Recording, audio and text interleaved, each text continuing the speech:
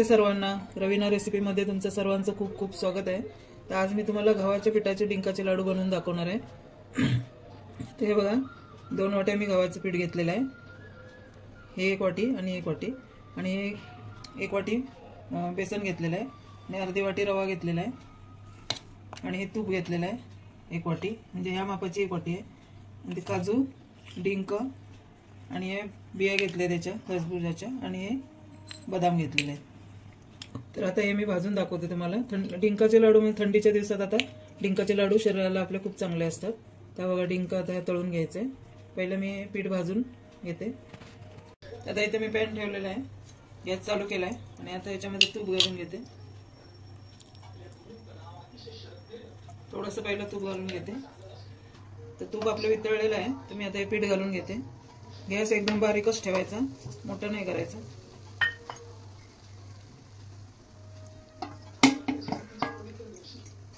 आणि व्यवस्थित हे चांगलं खरपूस कलर होईस तोपर्यंत चांगलं भाजून घ्यायचं, जसं आपलं बेसन पीठ असतं तसं। बघा, 10 मिनिटं झाली, मी हे पीठ भाजून घेते आणि तूप थोडं थोडं घालून भाजून घेते। आणि आता जरासा याचा सुगंध यायला चालू झालेला आहे, म्हणजे थोडासा कलर पण चेंज झालाय बघा। म्हणजे हे पीठ व्यवस्थित भाजून घेतलं की कच्चेपणा जो असतो लाडवांमध्ये लागतो तो लागत नाही याच्यासाठी। आणि बेसन पीठ घातलं की असं वाटतं की आपण बेसन पिठाचेच लाडू खातोय। आणि रवा घातला की जे टाळ्याला चिकटतात लाडू ते चिकटणार नाहीत, रवाळ असे होणार। त्याच्यासाठी थोडा रवा घालून घ्यायचा। तर हे व्यवस्थित मी पॅनमध्ये का भाजते, पॅनमध्ये कसं व्यवस्थित भाजता येतं चांगलं पीठ। बारीक गॅसवर एकसारखं हलवत राहायचं, म्हणजे चारही बाजूने सगळीकडे व्यवस्थित पीठ शेकलं जातं। अजून तूप घालून मी व्यवस्थित भाजणार आहे। तोपर्यंत असं सगळं मोकळं असलं की व्यवस्थित भाजलं जातं पीठ, लवकर भाजलं जातं। त्याच्यासाठी 2 वेळा मी तूप घातलंय। तूप घालून त्याच्या अशा गटोळ्या मोडत राहायच्या घालून घालून। ते बघा, मस्त भाजलेलं आहे। याच्यामध्ये आता मी थोडंसं तूप घालून घेते, अजून थोडंसं परतून घेते। 20 मिनिटं लागले मला पीठ भाजायला। बिस्किटासारखा कलर झालाय मस्त, असं व्यवस्थित भाजून घ्यायचं। तर हे मी आता काढून घेते पीठ। ते बेसन मी 1 वाटी घेतले, ते भाजून घेते। पहिलं थोडंसं 2 मिनिटं मी हे कोरडं भाजून घेणार, मग तूप घालून घेणार याच्यामध्ये। हे बघा, बेसन पीठ आपण आपलं आता भाजत आलेलं आहे। थोडंसं तूप घातलंय, अजून थोडंसं तूप घालून घेते आता। असं थोडं थोडं घालून चांगलं हे करून घ्यायचं। असं गटोळं मोडत मोडत शेकून घ्यायचं चांगलं। आणि थोडंसं भाजायला पाहिजे, 1-5 मिनिटं तरी भाजून घेते। तर हे बघा, आपलं बेसन पीठ पण व्यवस्थित भाजलं गेलंय। हे बघा, कलर पण चेंज झालाय। तर आता हे काढून घेते। त्याच्यात अर्धी वाटी रवा घेतलेला होता, तर आता रवा चांगला घेते भाजून। हे 3 गोष्टी व्यवस्थित भाजून घेतल्या ना की लाडू आपला चवीला पण खूप छान होतो। असं कोरडा पहिला 2 मिनिटं परतून घ्यायचं चांगला फुलेस तोपर्यंत, आणि मग त्याच्यामध्ये तूप घालायचं, म्हणजे कच्चेपणा राहत नाही। तर बघा, रवा पण आपलं चांगलं फुललेलं आहे। हे बघा, बारीक रवा घेतलेला आहे 0 नंबरचा, म्हणजे जास्त कचकच लागणार नाही। आता रवा पण काढून घेते। आता याच्यामध्ये मी तूप थोडंसं घालून बदाम आणि काजू हे करून घेते।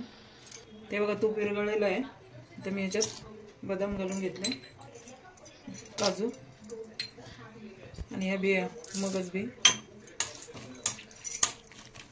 म्हणजे व्यवस्थित चांगले परतून घेतले की आपलं बारीक गॅसवर परतून घ्यायचे, म्हणजे कच्चेपणा आणि लाडू जास्त दिवस टिकतात, मग अशी बुरशी लागत नाही।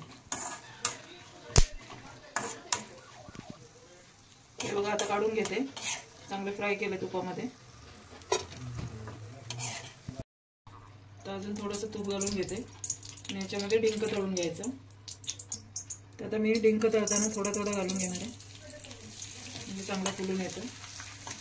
अशी खोलगट कढई घेतली ना की थोड्याशा तुपामध्ये चांगलं फ्राय होतं बघा लगेच, म्हणून मी कढई ठेवली।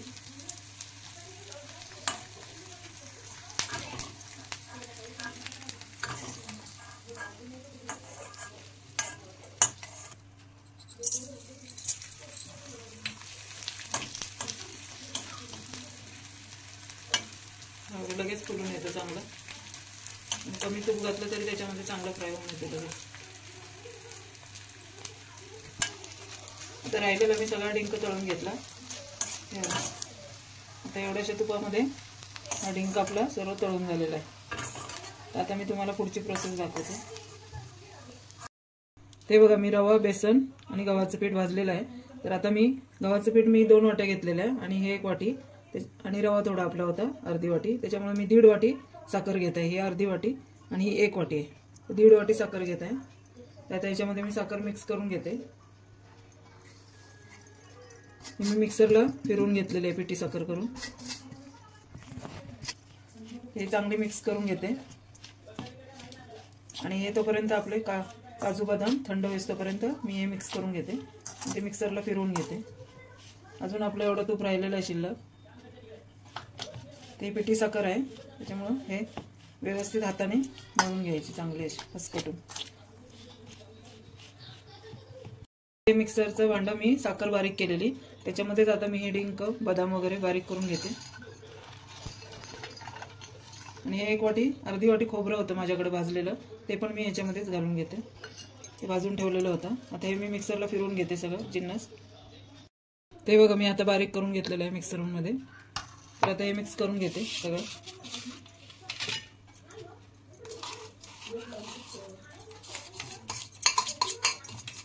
हे पण तुपामुळे ऑइली झालेलं आहे बघा, तूप सुटलेलं आहे त्याला पण. आता हे चांगलं मिक्स करून घ्यायचं. त्याच्यामध्ये थोडीशी वेलची पावडर, जायफळ, सुंठ वगैरे जे काही तुमच्याकडे आहे ते तुम्ही घालून घेऊ शकता. त्याच्यामध्ये मेथ्या पण घालून घेऊ शकता. अजून तीळ वगैरे असले तर ते सुद्धा घालू शकता. आता माझ्याकडे जे होतं ते मी घालून साहित्य त्याचे बनवते. तर आता वेलची पावडर घालते त्याच्यामध्ये.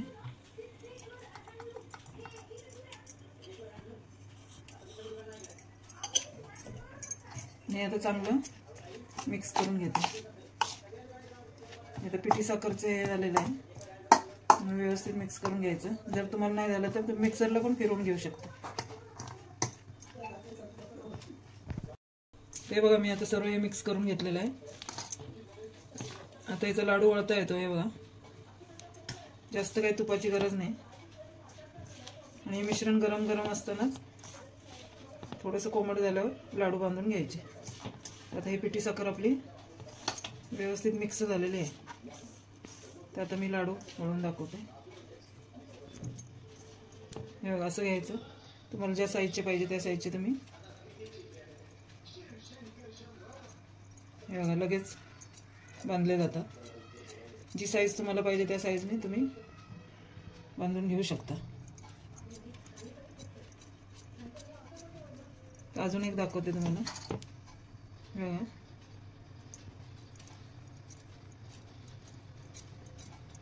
आणि पौष्टिक लाडू झाले. याच्यामध्ये तुम्ही अजून पांढरे तीळ, मेथ्या वगैरे सुद्धा घालू शकता. म्हणजे एक प्रकारचे थंडीचे आपले डिंकाचे लाडू सारखे तयार झाले.